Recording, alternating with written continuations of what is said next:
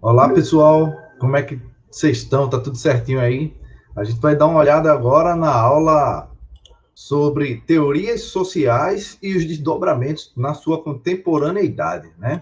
Vou colocar aqui o slidezinho para a gente se aproximar melhor, para ficar claro exatamente aquilo que a gente está tratando nessa teoria. O que acontece, né?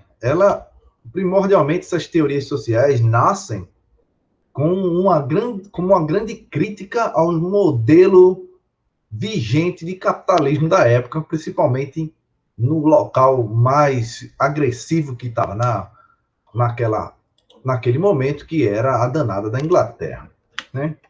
Como é que funcionava? Né? Várias pessoas trabalhando naquele modelo fabril, vocês vão estudar isso em história, dar uma olhada nessa história, e eram jornadas de trabalho bem fila da gaita, né? Trabalhando 12, 16 horas por dia, né? De manhã, tarde e de noite, restinho da noite, o só chegava em casa para descansar e nem conseguia, às vezes, tão estressado que estava, ia tomar uma cana, brigar com a mulher, confusão danada, gerando um monte de violência doméstica, né? Esses tipos de problema, né? A exploração também do trabalho infantil, com força, depois decorrente, vai decorrendo disso, né?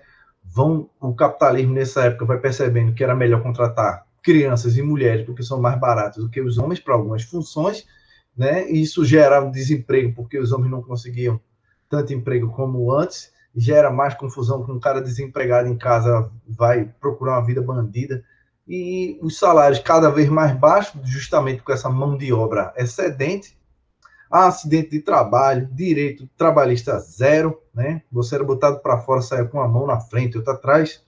Isso é um retratozinho de criança trabalhando em fábrica, coisa linda, né? O guri descalço, ponto para perder uns dedinhos do pé. E essas teorias sociais nascem com a ideia de que era preciso uma criação de espécie de direitos sociais mínimos, né? Como o direito ao emprego, a moradia, né? A educação, um salário digno, que desse para ser digno. E esses modelos prezavam por alguma espécie de intervenção estatal. Diferente do que a gente viu no liberalismo, que a ideia é que o Estado intervenha o mínimo possível, aí existe uma ideia de intervenção estatal para poder ter um mínimo de dignidade, né? Então, o que é o indivíduo nessa sociedade? Ele é formado a partir dessas condições sociais em que ele se encontra. Ou seja, não há um indivíduo fora dessas condições sociais. Não, essa ideia de estado de natureza seria uma simples abstração, não teria lógica, segundo esse povo. Né? Então, como é a direção dessa sociedade dentro dessas teorias sociais? A sociedade é preponderante em cima do indivíduo, a direcionamento é que a sociedade, o conjunto de indivíduos acaba criando uma lógica própria, e essa lógica própria, ela é maior, acaba sendo maior que o próprio indivíduo, e que conforma a criação da sua própria personalidade, da sua própria identidade, das suas condições materiais de viver. Né? Essa lógica dos indivíduos não é simplesmente um conglomerado. Cria uma espécie de entidade viva que é essa conglomerado de indivíduos, essa coisa que a gente chama de sociedade. Tem suas regras próprias, independente, sobrevive independente da perda dos indivíduos individualmente falando. Então, ela cria uma lógica no qual, quando o indivíduo nasce, ela já está lá e determina muitas coisas sobre o que o indivíduo faz. Então, nesse processo, a desigualdade social é vista como artificial. Ela não é algo natural decorrente da desigualdade natural entre os homens. A desigualdade social é uma criação e ela pode ser, sim, derrubada. A sociedade é vista como sociedade de classes, né, numa luta entre oprimidos e opressores, falando de uma forma mais geral, né? E há um antagonismo, uma luta constante desse pessoal, e a saída para essa luta é a colaboração, não a competição, como queriam os liberais. Nesse início, o Estado é visto de uma forma negativa. O Estado, ele é uma espécie de local no qual os donos do poder, propriamente dito, que são as pessoas que têm esse capital, essa grana, né, que comandam esse processo de gerar economia, esse Estado é visto como uma espécie de local de manipulação deles. Então, é preciso a gente lutar contra essa ideia do Estado, que é algo que formula as políticas públicas, dá para dizer assim, e mantém a dominação. Então, o Estado, nesse sentido, tem que passar a ser uma espécie de interventor na economia e um garantidor dos direitos sociais. Os primeiros caras que pensaram nisso foram considerados, chamados, ficaram conhecidos como socialistas utópicos. Eles são herdeiros desse ideal de que o ser humano, através da sua razão, pode melhorar a sua vida. É uma ideia racionalista por si mesmo, né? O ser humano pode pensar melhores condições racionais e individuais de melhorar a sua vida. Então, a gente podia fazer uma reformulação do sistema econômico para se tornar mais racional e um pouco mais humano, né? Então, nesse processo não haveria uma espécie de nenhuma necessidade de entrar em antagonismo entre as classes. Bastava entrar em uma espécie de acordo. Então, o primeiro cara, um dos caras mais famosos é Saint-Simon, né? Ele brigava pela participação de todos nesse processo de gerenciamento da fábrica, né? Os trabalhadores, os industriais, os banqueiros, a galera que possuíam, que tinha um possuimento de capital, né? A posse do capital que girava em torno dos trabalhadores. Isso nunca deu certo, né? Segundo os historiadores. Charles Fourier foi outro cara que tentou numa espécie de corporativismo para superar essas dificuldades, criando os falancérios, que também nunca deu certo, segundo diz, foi tentativas frustradas que não deram certo.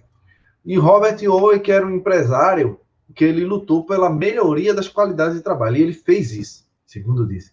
Reduziu a jornada de trabalho, tentou criar uma espécie de qualificação para os seus funcionários, uma saúde mínima, modo mínimo de higiene, uma tentativa de melhorar a vida prática dessas pessoas para ter uma espécie de dignidade, né?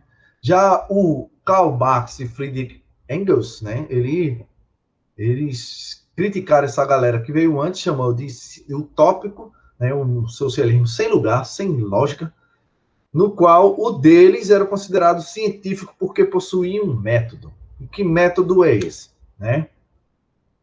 O método que interpretaria o mundo, mas também modificaria através do materialismo histórico e dialético.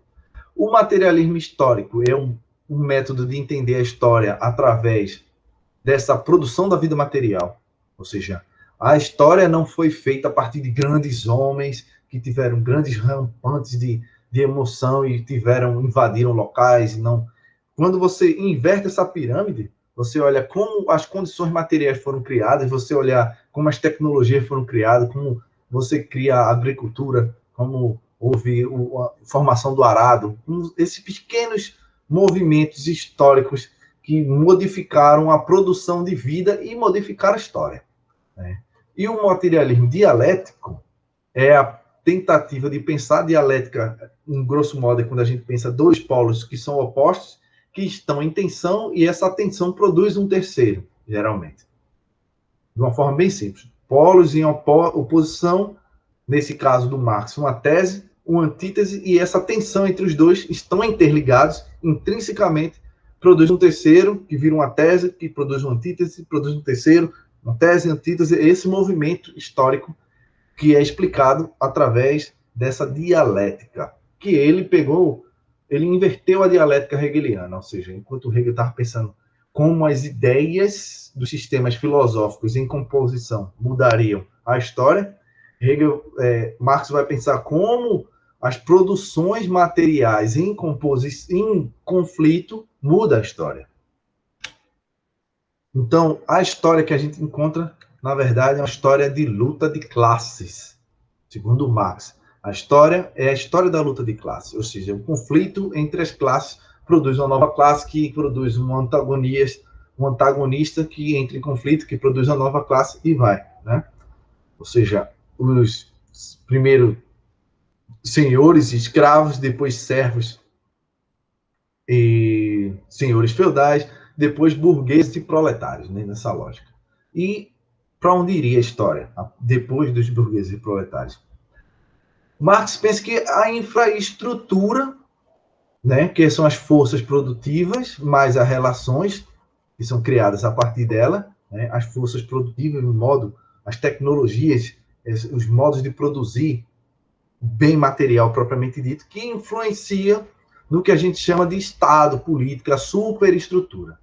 E a ideologia que é criada a partir desse grupo, ela retorna para a produção de as relações de produção para manter esse Estado funcionando, essa lógica funcionando, né?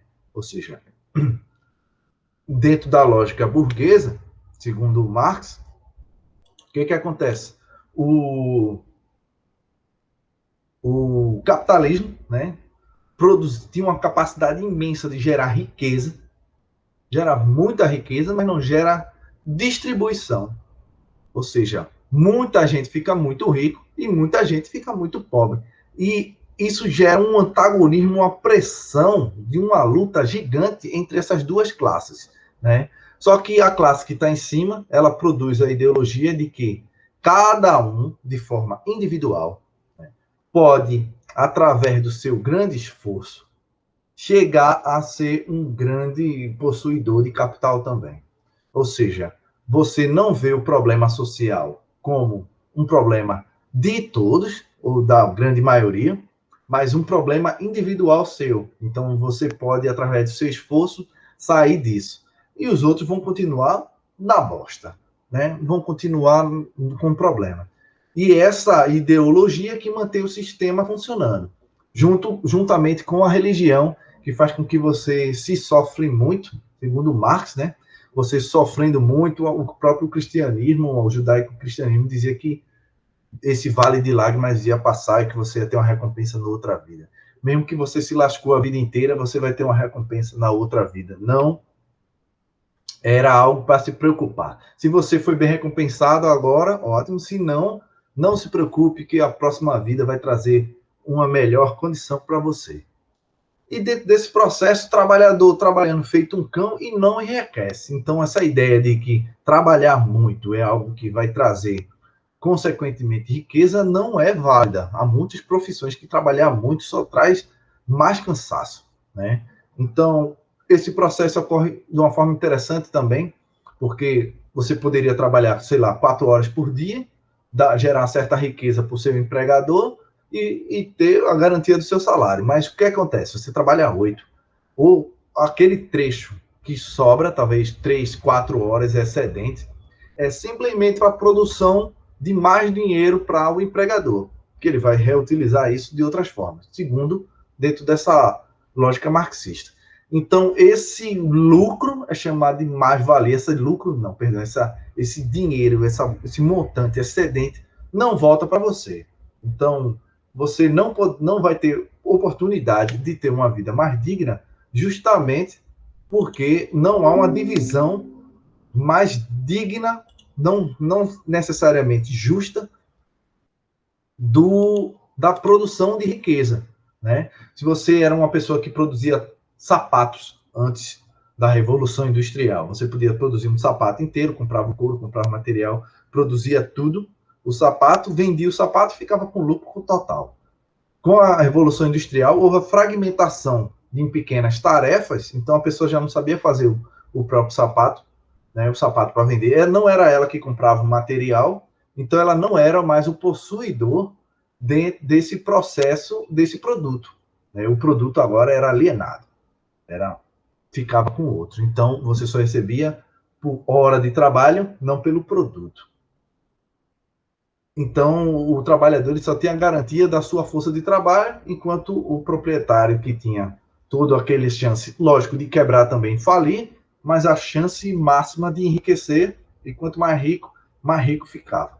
Então, esse processo gerou uma ideia de que, dentro do embate entre proletários e burgueses, né, essa briga ia migrar para um Estado que chamaria de socialista, no qual os proletários tomariam os meios de produção, as fábricas, o que gera lucro, não seu pente, não seu carro, não sua comida, mas as coisas que geram lucro, como as fábricas, planificariam a economia, passariam a comandar como a economia funcionaria, e depois que a distribuição de riqueza fosse equalizada, chegaria ao estágio, finalmente, do comunismo, que não apareceu, historicamente, em canto nenhum, nesse processo, nessa tomada de capitalismo, socialismo para o comunismo.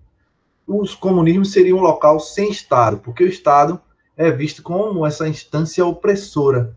Quando a distribuição de riqueza fosse efetivada, não haveria essa necessidade de controle. A gente viu que historicamente isso nunca funcionou, né? Houve milhões de mortes a partir da ditadura instalada pelo socialismo, né? O fracasso econômico também, muitas mortes de fome na China, por exemplo, no qual uma planificação e uma mudança radical na economia pensada simplesmente a partir de uma cúpula, sem olhar os problemas reais, acabou que deixou milhares de chineses sem ter o que comer, morreram literalmente de fome. Mesma coisa a União Soviética, né? Então, ditadura é um bom local para você morrer, né? Em qualquer circunstância, seja de direita, seja de esquerda, ela nunca é bom, nunca funciona. Dentro desse processo, fica claro também que essa sociedade, enquanto no capitalismo, né, ela seria uma sociedade dividida entre burgueses e assalariados, no socialismo, a tendência de achar que ela seria uma sociedade de classes dominada pelos funcionários a partir dessa mudança de estrutura. Uma economia de mercado livre no capitalismo, enquanto a economia planificada no socialismo, e a ênfase na propriedade privada nos capitalismo, enquanto outra propriedade de produção de riqueza se for coletiva. Então, a partir da crítica desse modelo, né, de que não deu certo, né, tanto o modo planificado de economia quanto o modo de viver na ditadura sem a liberdade, né, prezar demais por uma igualdade que nunca veio e uma liberdade que foi tolhida, houve uma crítica do socialismo que acabou se transformando numa vertente mais de esquerda, no que a gente chama de social-democracia. Ou seja, o Estado agora é visto como um elemento positivo. O Estado não vai ser aquele que que simplesmente reproduz a ideologia, mas o Estado como garantidor do bem-estar social da população. Então, através dos processos democráticos, não mais ditatoriais, numa democracia mais representativa, onde você elege alguém que vai lutar pelos seus direitos, né? A garantia dos direitos sociais serviriam para a gente amenizar a sociedade, as diferenças sociais, ou seja, não há uma tentativa de acabar com o capitalismo, mas amenizar as desigualdades decorrentes naturais do modo de produção capitalista. Então, o Estado ele tem uma espécie de intervenção mínima na economia, ele não planifica a economia, mas ele tenta intervir de forma mínima para gerar uma distribuição de riquezas. E alguns países, como a Dinamarca, Finlândia, Noruega, são o modelo nórdico que representa fortemente isso, onde tem um sindicato forte que luta pelos direitos dos trabalhadores, né? Grande parte do que a gente chama de teorias sociais convergem nessa luta coletiva. Por isso que os sindicatos são fortes. Ou seja, sabe que se um trabalhador por si só se atrever a fazer qualquer coisa, ele vai ser tolhido. Mas quando vários trabalhadores param tudo, param fábricas e dizem que não vão trabalhar enquanto não houver melhores condições, o dono da fábrica é obrigado, de alguma forma, a acatar, porque cada dia de trabalho parado é prejuízo. Então, é preciso pensar e entrar em acordo agora com os trabalhadores. Se ele demitir todo mundo e não vai ter, talvez, mão de obra para repor, porque para repor ele precisa de treinamento, e quanto mais, se ele for fazer isso com a fábrica inteira, quanto mais tempo ele levar parado treinando pessoas, mais prejuízo ele tem e pode vir a quebrar. Então, a luta coletiva é sempre pensada em primeiro lugar, porque sabe que os resultados são efetivos nesse processo da social-democracia. Esse é um modelo que é criticado por muitos liberais, mas é muito bem visto a partir do ponto de vista da esquerda, porque ele é bem visto no sentido de que ele funciona muito bem como um garantidor de direitos individuais, né? Qual é a questão? Um modelo desse é caro, porque você precisa pagar muito imposto para poder sustentar um Estado. Aí é onde os liberais criticam bastante. Pagar muito imposto para ter educação pública, por exemplo, como o Instituto Federal, os institutos federais, que são caros de manter. Mas qual é a questão? Se você paga e tem um retorno, para muita gente isso é ótimo. Eu posso pagar e não ter um retorno, por exemplo, como meu filho estudante do IF. Mas os filhos dos outros estudantes do IF vão gerar uma sociedade melhor no qual meu filho está inserido. Com pessoas mais educadas, mais civilizadas, com emprego melhor, melhor qualidade de vida, melhor qualidade de renda. Ou seja, quando você olha isso como um problema social, a questão do seu imposto que vai para a saúde, para a educação, ele tem, de alguma forma, um retorno, nem que seja indireto para você. E por isso que isso é muito bem visto para alguns setores da esquerda, né? Para ficar claro, como a gente tratou desse problema, né? Hoje a gente tem uma divisão muito extremista sobre o que é esquerda e o que é direita, e não é tão simples assim, né? Muita gente, como eu falei em outra aula, quer dizer que direita é apenas os liberais conservadores, que é uma grande mentira, né? Ser direita é seguir os princípios do liberalismo, né? Seguir os princípios do liberalismo. Não implica necessariamente ser conservador. Muita gente pensa que é justamente o contrário. Ser liberal significa a defesa das liberdades individuais. Enquanto ser de esquerda significa preponderar pela justiça social, pela essa ideia de que é preciso pensar no coletivo primeiro. É preciso pensar no coletivo primeiro. Isso não implica em fazer revoluções socialistas e ditaduras comunistas, como querem implicar por aí. Porque há modelos que já foram reformulados, como esse do social-democrata, no qual há a possibilidade de garantir direitos sociais mínimos que ajudam a manutenção de uma sociedade um pouquinho mais igualitária, o ponto de partida para a disputa da sociedade um pouco mais igualitária. O grande carro-chefe dessas coisas é a educação, como é na Finlândia, no qual praticamente não há educação privada. Existe, mas as pessoas não usam, porque a educação pública é tão eficaz que faz com que, mesmo as classes mais abastadas, recorram à educação pública, porque é um modo até dos filhos dele ter uma socialização comum com as outras pessoas e aprenderem como a sociedade é de uma forma democrática, né? Isso gera diferenças salariais até menores e pessoas escolhendo profissões que não são tão escolhidas como são aqui no Brasil, como, por exemplo, muita gente quer ser professor lá, porque é bem remunerado, uma carreira que tem uma certa estabilidade. Curioso isso, né, não?